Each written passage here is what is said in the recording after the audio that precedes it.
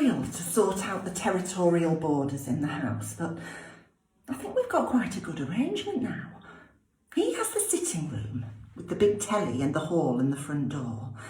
And I've got the kitchen and the dining room at the back, which I've converted into a sort of a snug. I had him move in the small settee. Well, I've got quite comfy in there now with the telly from the upstairs. And I can watch what I want. Oh, and I get the back door, and that lets me out into the alley, and that comes out by the post office. In fact, nowadays we hardly see each other at all. I invite him round for his tea in the evening, and sometimes he stays to talk in the kitchen, and sometimes he has a takeaway when he goes back into the sitting room. But we always try to have a catch-up when we go to bed and talk about the non-events of the day.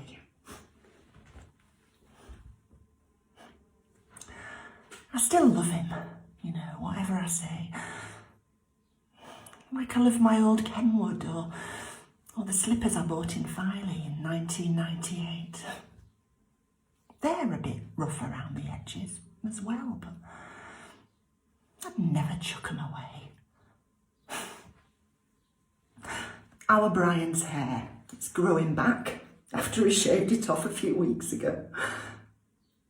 The daft thing is, though, that since we were told to socially isolate, I've seen more of him and the grandchildren than I ever did before. Just not to hug. Oh, I do miss that. It's very quiet now with all the aeroplanes grounded.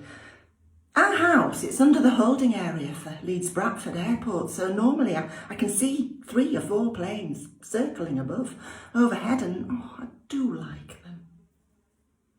I think of all the people up there looking down on our street.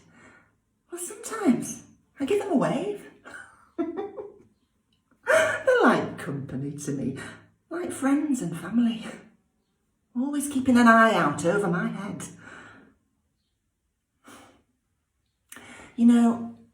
Vicky always said that you have to grasp life before it slips away from you. Grasp it and hold on and hope that it takes you on a wild adventure. Well, there isn't any life at the moment, so I grabbed my husband instead.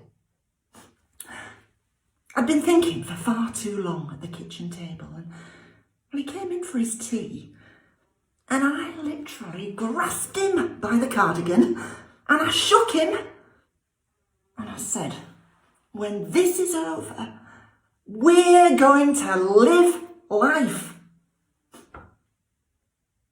Well, he were a bit surprised, and he said, what are you talking about?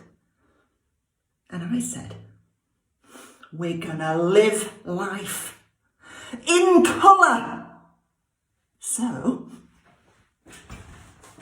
look at my new pinny.